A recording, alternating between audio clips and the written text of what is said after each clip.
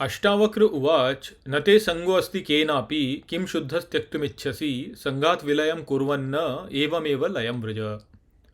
नमस्कार मित्रों। ये जो श्लोक है ये अष्टावक्र गीता के 5वें अध्याय का पहला श्लोक है जिसे हम आज गहराई से समझेंगे। तो आइए सबसे पहले इसके अर्थ को समझते हैं। तो जो श्लोक है वो कहता है अष्टावक्र उवाच अर्थात अष्टावक्र बोले, न ते संगो अस्ति केनापि अर्थात नहीं तुम्हारा संग है किसी से भी, किम शुद्ध त्यक्तुम इच्छसी अर्थात तुम शुद्ध त्यागने की इच्छा करते हो क्या, संघात विलयम कुर्वन्न अर्थात विलय के संग टकरा कर, एवमेव लयम व्रज अर्थात वैसे निश्चित ही लय को जाओ।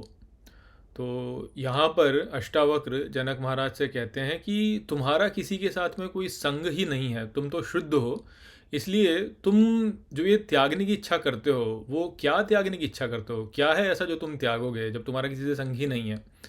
और आगे फिर वो कहते हैं कि इसलिए तुम विलय के संग टकरा कर तुम निश्चित ही लय को जाओ।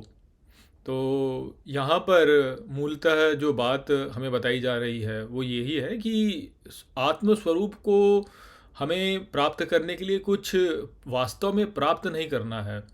जो आत्मस्वरूप है वह हमारे पास पहले से ही है। तो उस आत्मस्वरूप को प्राप्त करने के लिए हमें कुछ पाने की कोई चेष्टा नहीं करनी है। वास्तव में जो हमें करना है वो केवल विलय को प्राप्त करना है। और विलय क्या है कि जो हम स्वयं को एक स्वतंत्र इकाई मानते हैं कि हम स्वतंत्र हैं, उस धारणा को जो है हमें त्याग देना है कि हम वास्तव में स्वतंत्र कर्ता और भोक्ता हैं। यदि हम उसको त्याग देंगे तो हम विलय को प्राप्त कर लेंगे। और ये जो विलय को हम की प्राप्ति है इसके लिए हमें और कुछ भी नहीं करना है। अर्थात जो हमारा वास्तविक स्वरूप है वो तो वास्तविक स्वरूप है ही, और उसको प्राप्त करने के लिए हमें वास्तव में एक रूप में देखा जाए तो कुछ भी नहीं त्यागना है, और एक रूप में देखा जाए तो हमें सब कुछ त्यागना है। तो ये ही यहाँ पे वास्तविकता वाली बात है कि हमारा वास्तव में किसी से कोई संग नहीं है। जो हमारा वास्तविक स्वरूप है जो कि शुद्ध है वह अनंत है, और वह संपूर्णता में व्याप्त है। तो जो भी कुछ यहाँ पे है वो वास्तव में उसी का है, पहले से ही है उसी का। और हमने उस अनंत में से स्वयं को पृथक मान लिया है, और इसको जो है हमने एक महत्व दे दिया है। इस कारण से जो है सारी समस्या उत्पन्न हो रही है। आप इसको ऐसे समझ सकते हैं कि आप अपने शरीर को देखिए तो आपके शरीर में यदि आपकी उंगली जो है वह स्वयं को शरीर से भिन्न मानने लगे, और जो शरीर इसको करने को कह रहा है उसको ना करके स्वयं की इच्छा करने लगे, तो हमारा शरीर काम कैसे करेगा, काम ही नहीं कर सकता। और इससे जो है जो उंगली है वह ही वास्तव में दुख झेलेगी, क्योंकि हमारे शरीर में जहाँ भी कोई कष्ट होता है वो इसी कारण से होता है, क्योंकि उस अंग में जो है कुछ ऐसी ऐसी विकृति उत्पन्न हो जाती है कि जो लय है संपूर्ण शरीर का उस लय से वह भिन्न हो जाता है। तो इस कारण से जो भी हमारे शरीर का भाग ऐसा है जो कि उस लय में नहीं आ पाता है, वह ही शरीर का भाग जो है वह रोगग्रस्त हो जाता है, और वह ही जो है फिर दुख प्राप्त करने लगता है। तो ठीक है, वैसी ही स्थिति हमारी भी होती है कि ये जो संपूर्ण सृष्टि है ये एक लय में चल रही है, और यदि हम उस लय को अपना लें, उसके साथ हो जाएं, तो हमारे लिए कोई भी समस्या नहीं है, सब ठीक ठाक चलता रहेगा। किंतु हम जो हैं हम उस लय से जुड़ते नहीं हैं, और हम ये सोचते हैं कि जो हम चाहते हैं वो हो, और हम जो धारणा बनाते हैं वो तो कुछ भी बना सकते हैं, क्योंकि बुद्धि को कुछ ज्ञान तो है नहीं, ऐसा कोई हमको संपूर्ण ज्ञान तो है नहीं, सर्वज्ञ तो हम है नहीं, हमारे अंदर बहुत सारे विकार हैं। तो वास्तविक स्वरूप तो जो है वह तो ठीक से चल रहा है, किंतु ये जो विकार है ये सारी समस्या उत्पन्न करता है। तो जो ज्ञान में ऊपर उठ गया है बहुत अधिक, वो इस बात को समझे कि कुछ करने से जो है वास्तव में ये प्राप्त नहीं होता है। प्रायः लोग यही सोचते हैं कि आत्मस्वरूप जो है वो कुछ करने से प्राप्त होगा, और इसी और लोगों का ध्यान रहता है। फिर लोग जो हैं अलग अलग प्रकार के कार्य करते हैं जो कि साधन सामग्री के रूप में उनको निश्चित ही माना जा सकता है, किंतु ऐसा नहीं माना जा सकता कि यह ही अंत है। प्रायः लोग क्या सोचते हैं कि वह ही अंत है। तो जैसे जो किसी एक धार्मिक पंथ वाला व्यक्ति है, वह अपने धार्मिक पंथ के मार्ग को ही जो है अंत मानने लगता है, और वो ये सोचता है कि सबको जो है इस मार्ग पे चलना चाहिए, तभी जो है आप अंत को प्राप्त करेंगे। किंतु वास्तविकता ये है कि धार्मिक पंथों से हमें ऊपर उठना है, और धार्मिक पंथ केवल एक एक साधन है हमारे लिए ताकि हम ऊपर उठ सकें। कोई यदि ईसाई मत के द्वारा ईश्वर को प्राप्त करना चाहता है, और कोई यदि इस्लामी मत से प्राप्त करना चाहता है, और कोई यदि हिंदू मत से प्राप्त करना चाहता है, तो ये अलग अलग पथ अवश्य हैं जिनके द्वारा व्यक्ति जो है अपने आत्मस्वरूप को या आत्मबोध को प्राप्त करने का प्रयास कर सकता है। किंतु अंततः जो आत्मबोध व्यक्ति को प्राप्त होगा वो यह ही होगा कि मैं धार्मिक पंथों तक सीमित नहीं हूँ, मैं इनसे ऊपर हूँ। ये सभी धार्मिक पंथ जो हैं वह मेरी स्थिति से नीचे हैं, ये केवल एक मार्ग हैं। या लोग जो है भक्ति में, ज्ञान में, इन और कर्म योग, इनमें जो है इनमें वाद विवाद करने लगते हैं कि अच्छा ये मार्ग श्रेष्ठ है या वो मार्ग श्रेष्ठ है। किंतु वास्तविकता ये है कि अंततः सबको एक में ही मिलना है, जाके अंततः सबको जो है दिव्य प्रेम को ही प्राप्त करना है, अपने आत्म स्वरूप को ही प्राप्त करना है, और उसके पश्चात दिव्य प्रेम को प्राप्त करना है। तभी जो है व्यक्ति जो है वह सर्वोच्च को प्राप्त कर पाएगा।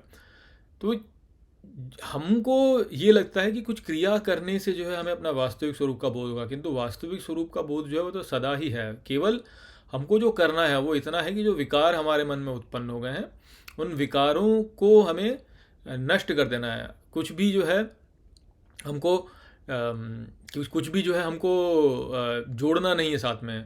अब यहाँ पर भी समस्या क्या होती है कि लोग फिर जो है त्याग को ही अंत मानने लग जाते हैं। लोग ये सोचते हैं कि अच्छा यदि ऐसा है तो त्याग ही फिर जो है परम गति है। तो लोग फिर सोचते हैं कि अच्छा मैं अपने अपने घर को त्याग दूंगा, मैं अपनी धन संपत्ति त्याग दूंगा, मैं वनों में जाके रहने लगूंगा। किंतु वह भी वास्तव में अंत नहीं है। त्याग भी जो है एक साधन है जिसके द्वारा हम अपने वास्तविक बोध को प्राप्त कर सकते हैं। किंतु जब वास्तविक बोध व्यक्ति प्राप्त कर लेता है तो फिर उसके लिए त्यागने को भी कुछ नहीं रहता है। क्यों? क्योंकि त्यागने में भी एक कर्तापन का भाव आता है, और वास्तविकता यह है कि हमारे भीतर कर्तापन है ही नहीं। वास्तव में कर्ता तो केवल ईश्वर है, हम तो केवल उसके निमित्त हैं। तो जब कोई व्यक्ति ये सोचता है कि अच्छा मैंने त्याग किया, तो फिर जो है उसके साथ में समस्या उत्पन्न होती है। क्यों? क्योंकि फिर उसके भीतर कर्तृत्व भाव आएगा, और कर्तृत्व भाव आते ही जो है आपको अपने वास्तविक स्वरूप का बोध नहीं होगा। तो इसलिए यहाँ पे अष्टावक्र जो हैं वह जनक महाराज से कह रहे हैं कि तुम वास्तव में किसी से संग में हो ही नहीं, तो तुम क्या त्यागने की इच्छा करते हो। तो ये बात जो है बहुत उच्च स्तर वाली बात है, जब व्यक्ति त्यागने के भी परे चल गया है। आज के यदि आप परिवेश में देखें तो लोग तो त्याग ही नहीं कर पाते हैं, अपनी धन संपत्ति, पुत्र पौत्र, इनका ही त्याग नहीं कर पाते हैं। किंतु जो व्यक्ति इनको भी त्याग दे और सोचे कि अच्छा मैंने इनको त्याग दिया, अब मैं अपने आत्मस्वरूप को प्राप्त हुआ हूँ, तो ऐसा नहीं है। ऐसा नहीं है। अपना वास्तविक स्वरूप जो है वो त्याग के भी परे है। जिसको ये बोध हो जाएगा, आत्मबोध हो जाएगा, उसको फिर कुछ त्यागने का भी उसके लिए कोई औचित्य नहीं है। क्यों? क्योंकि त्याग वह मार्ग है जिसके द्वारा व्यक्ति आत्मबोध को प्राप्त कर सकता है। होता यह ही है कि क्योंकि हम त्याग नहीं पाते, इस कारण से हम अपने आत्मस्वरूप को नहीं जान पाते। जैसे कि हमने धार्मिक पंथों का उदाहरण लिया कि कोई ईसाई मत वाला है, तो वह ईसाई मत से आसक्त है, तो उसको त्याग नहीं पाता।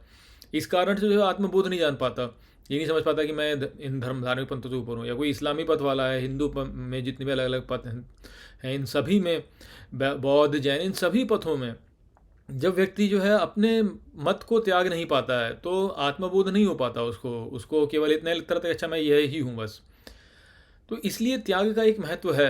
यदि आप त्यागेंगे तभी आपको आपका वास्तविक बोध प्राप्त होगा। किंतु जब आपको वास्तविक बोध आपको प्राप्त हो जाएगा तब आपके लिए त्यागने की कोई आवश्यकता नहीं है। इसीलिए तो भगवान राम को ऋषि वशिष्ठ ने यह ही बोला कि तुम राज्य में ही जाओ, वापस जाओ तुम। क्योंकि भगवान राम ने तो बोल दिया था कि ठीक है यदि ऐसी बात है तो मैं तो सब छोड़ देता हूँ फिर। तो ऋषि वशिष्ठ ने उनको बोला कि नहीं, ये तुम्हारा कर्तव्य नहीं है। तो वो वाली बात है कि त्याग की भी परे वाली स्थिति है हमारी। हमको वास्तव में कुछ त्यागने की भी आवश्यकता नहीं है। किंतु ये जो सभी साधन हैं, त्यागना, कर्म, निष्काम कर्म, भक्ति और ज्ञान, ये सभी वास्तव में साधन है हमारे लिए ताकि हम उस दिव्य प्रेम वाली भक्ति को प्राप्त कर सकें जो कि सर्वश्रेष्ठ है, जो कि व्यक्ति को आनंद प्रदान करती है। तो ये बात यहाँ पे थी कि व्यक्ति को विलय में जाना होगा, तभी वह अपने आत्मस्वरूप को जान पाएगा। तो आशा करता हूँ कि मैंने आपको यह श्लोक जो है वह अच्छे से समझा दिया होगा। चलिए इसी के साथ इस वीडियो को हम यहीं पे समाप्त करते हैं। नमस्ते।